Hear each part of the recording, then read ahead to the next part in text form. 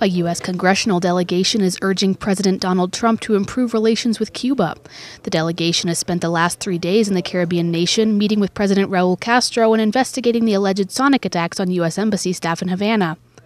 Today, the delegation went on record to say that it's time for U.S. personnel to return to Cuba and for both nations to explore the future of their diplomatic relations. Too long, our policy toward Cuba has been guided by paranoia and suspicion, as well as being informed, I believe, in an irrational way by U.S. Domestic politics. I think it has resulted in a policy that over the years that I would bluntly characterize as stupid. We need to learn from our history.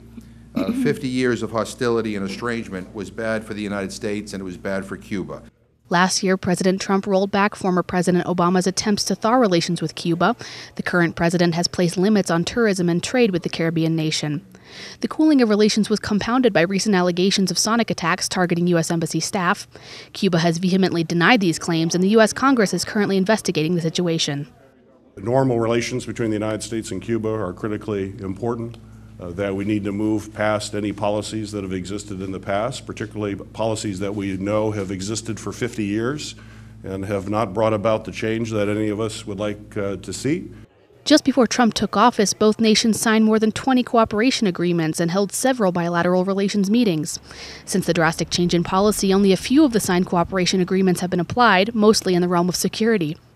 Cuba maintains that it will continue trying to normalize relations with the U.S. despite the current frigid political climate.